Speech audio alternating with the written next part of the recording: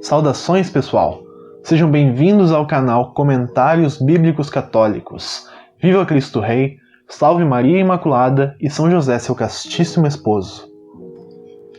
No vídeo de hoje comentaremos, ainda no capítulo 2 do Evangelho de Mateus, sobre o massacre dos inocentes a mando de Herodes.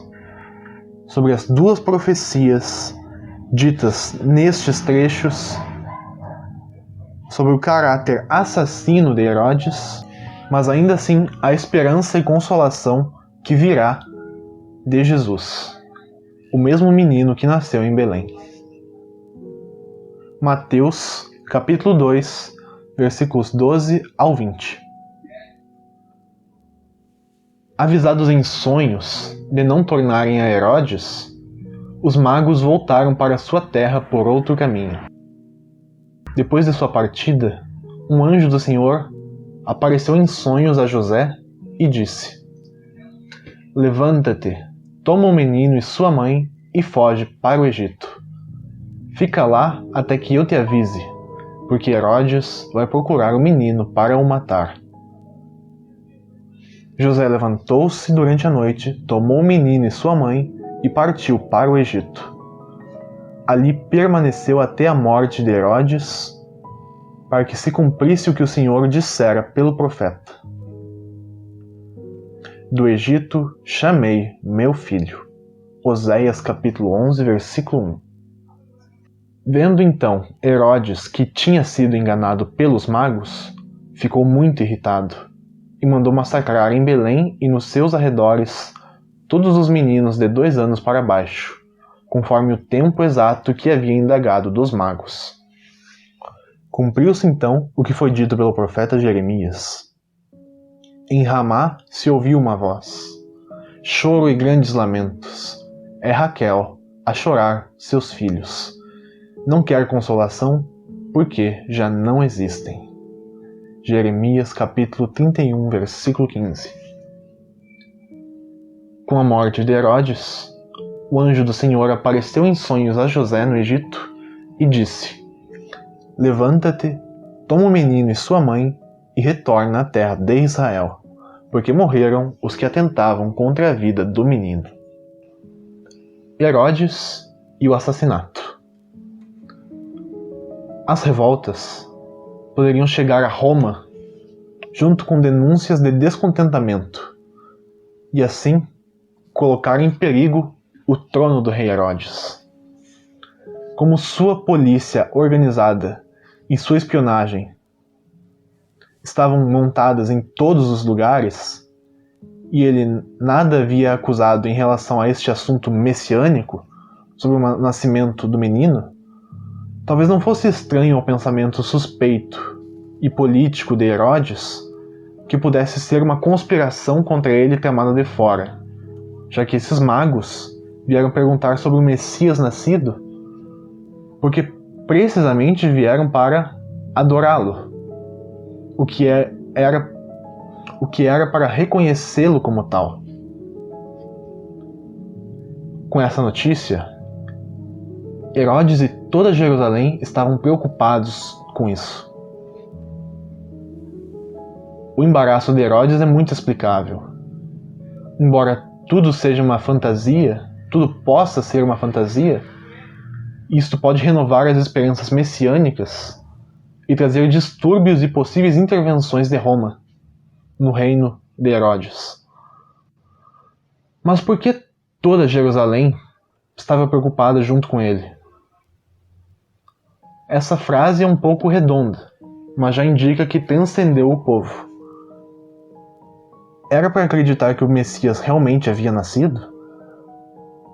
Cerca de 14 anos depois dessa cena, com a morte de Arquelau, vários pseudo-messias surgiram.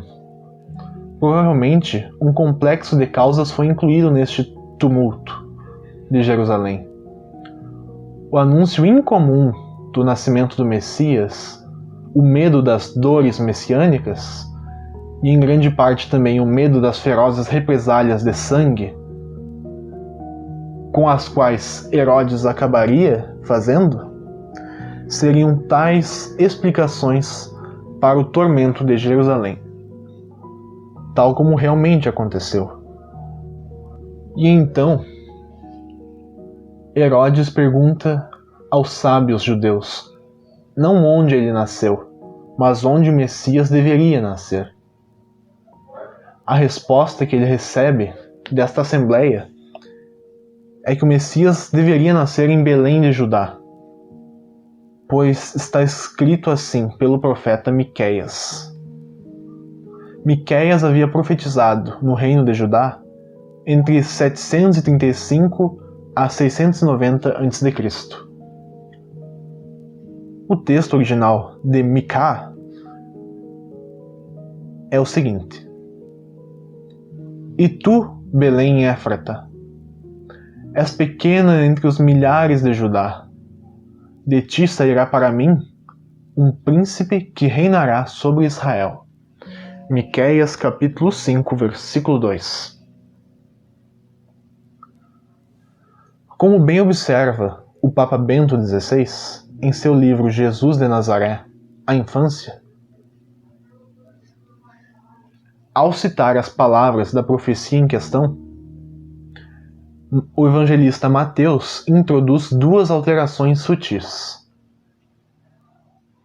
Enquanto a maior parte da tradução textual, nomeadamente a tradução grega dos 70, diz: Tu és a menor entre as principais cidades de Judá, Mateus escreve: De modo nenhum és a menor entre as principais cidades da Judéia. Embora de forma diferente, ambas as versões do texto dão a entender o paradoxo da ação de Deus, que atravessa todo o Antigo Testamento. O que é grande nasce daquilo que parece, segundo os critérios do mundo, pequeno e insignificante, enquanto aquilo que é grande aos olhos do mundo se desintegra e desaparece. Sucedeu assim, por exemplo, na história da vocação de Davi. O mais novo dos filhos de Jessé, que naquele momento apacentava as ovelhas, foram-no chamar para ser ungido rei. Não conta o aspecto nem a elevada estatura, mas o coração. Conferir 1 livro de Samuel, capítulo 16, versículo 7. Uma frase de Maria, no canto do Magnífica, resume este persistente paradoxo de Deus. Depôs os poderosos de seus tronos e a humildes exaltou. Lucas capítulo 1, versículo 52. A versão veterotestamentária do texto, onde Belém é qualificada como pequena entre as principais cidades de Judá, põe claramente em evidência esta maneira do agir divino. Quando Mateus, por sua vez, escreve: De modo algum és a menor entre as principais cidades de Judá, só aparentemente é que ele eliminou esse paradoxo. A pequena cidade, considerada em si insignificante, torna-se agora reconhecível na sua verdadeira grandeza. Dela sairá o verdadeiro pastor de Israel. Nessa versão do texto, aparecem simultaneamente a avaliação humana e a resposta de Deus. E com o nascimento de Jesus na grota, fora da cidade, o paradoxo confirma-se mais ainda. E chegamos assim à segunda alteração de Mateus. À palavra do profeta, Mateus acrescentou a afirmação do segundo livro de Samuel, conferir capítulo 5, versículo 2, que lá se refere ao novo rei Davi, e agora atinge o pleno cumprimento em Jesus. O futuro príncipe é designado como pastor de Israel. Assim se alude à solicitude amorosa e à ternura que caracterizam o verdadeiro soberano enquanto representante da realeza de Deus. Agora, voltando a falar sobre Herodes,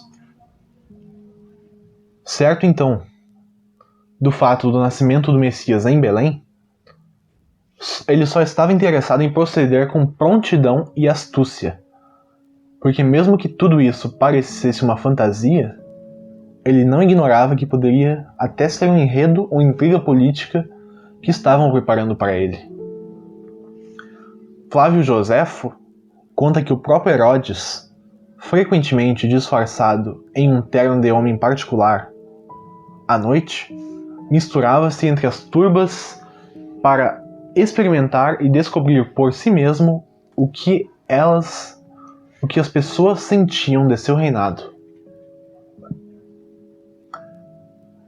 Assim, segundo Joséfo, Herodes ordenou o assassinato de seu genro José, Salomé, do sumo sacerdote Hircano II, de sua esposa, a quem, por outro lado, idolatrava, a Asmoneu Mariamne, seu irmão Aristóbulo, sua mãe Alejandra, a seus próprios filhos Alexandre, Aristóbulo e Antípatro.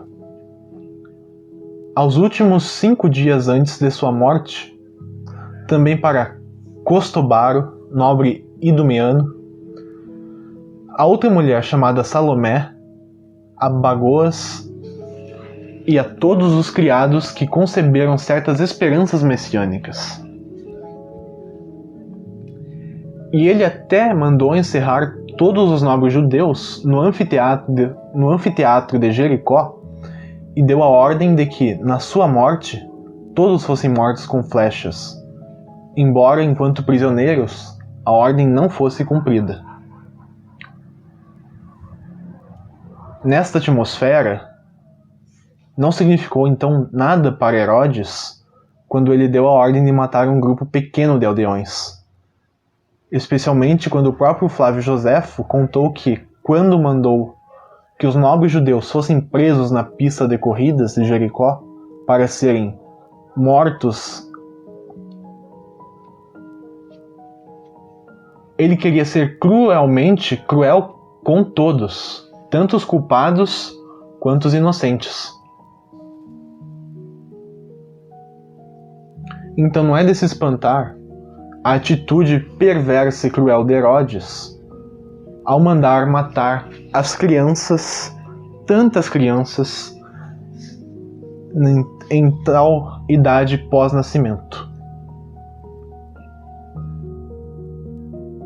E agora, tratando das crianças, estas que foram mortas por mandato deste rei maligno,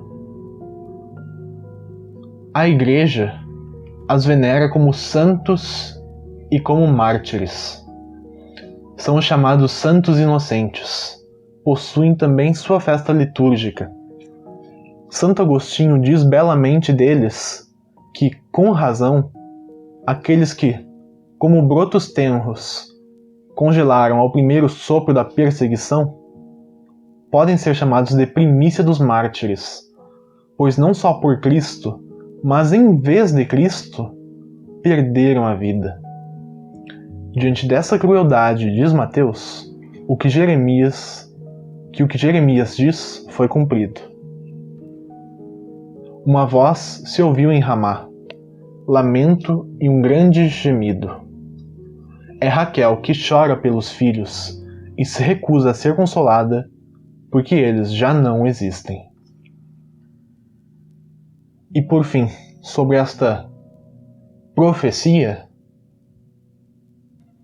ela é uma citação de Jeremias, capítulo 31, versículo 15.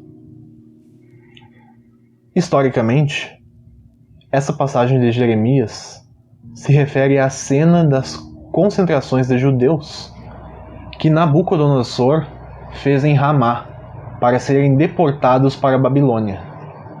Conferir Jeremias capítulo 40, versículo 1 e também o próprio capítulo 31, versículos 18 ao 20.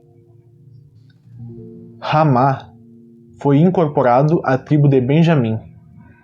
Corresponde ao atual Er-Han, cerca de 9 quilômetros ao norte de Jerusalém.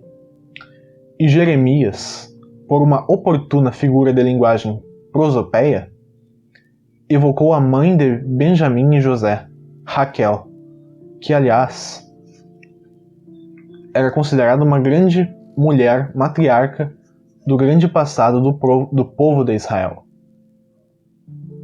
E ele a evoca chorando por esses prisioneiros que estão marchando para o cativeiro. A evocação foi feita também geograficamente muito oportuna, porque, segundo a tradição, primeiro livro de Samuel, capítulo 10, versículo 2, o túmulo de Raquel se encontrava nesses lugares. No entanto, se pode perguntar por que Mateus agora evoca essa passagem, visto que o massacre dessas crianças acontece em torno de Belém, que fica na tribo de Judá e não na tribo de Benjamim, como diz o próprio evangelista Mateus, capítulo 2, versículo 1. E Raquel não era mãe de Judá, mas este era filho de outra mulher de Jacó, chamada Lia. Conferir Gênesis capítulo 29, versículo 35. Mateus sabe que não se trata do cumprimento de uma profecia, rigorosamente falando, pois é uma cena histórica referida por Jeremias e esta passagem é poeticamente evocada por ele, pelo evangelista. Tanto é assim que o Papa Bento XVI, novamente no seu livro, vai discorrer sobre o contexto original da profecia em questão. Por isso vai dizer que, em Jeremias, essas palavras aparecem no contexto de uma profecia caracterizada pela esperança e alegria, na qual o profeta, com palavras cheias de confiança, anuncia a restauração de Israel. Aquele que dispersa Israel o reunirá. Ele o guardará como um pastor a seu rebanho, porque o Senhor resgatou Jacó, libertou-o da mão do mais forte. Jeremias capítulo 31, versículos 10 ao 11. Todo este capítulo pertence provavelmente ao primeiro período da obra de Jeremias, quando o ocaso do reino assírio, por um lado, e a reforma cultural do rei Josias, por outro, reanimavam a esperança de uma restauração do reino do norte, que conservava fortes vestígios das tribos de José e Benjamim, os filhos de Raquel. Por isso, em Jeremias, ao lamento da mãe, segue-se imediatamente uma palavra de consolação. Assim diz o Senhor: reprime o teu pranto e as lágrimas dos teus olhos, porque existe uma recompensa para a tua dor. Oráculo do Senhor, eles voltarão da terra inimiga. Jeremias 31, versículo 16. Só que no Evangelho, apenas o pranto de Raquel é citado, e não a consolação. Diante disso, o Papa nos fala: a mãe continua a sentir-se desolada. Assim, em Mateus, a palavra do profeta sobre a lamentação da mãe, só que sem a resposta consoladora, é como um grito dirigido ao próprio Deus, um pedido da consolação não dada e ainda esperada. Um grito ao qual realmente só o próprio Deus pode responder, já que a única consolação que vai além das simples palavras seria a ressurreição. Só com a ressurreição seria superada a injustiça, revogada a palavra amarga já não existem. Na nossa atual época histórica, continua a atuar o grito das mães dirigido a Deus. Mas ao mesmo tempo, a ressurreição de Jesus fortalece a esperança da verdadeira consolação.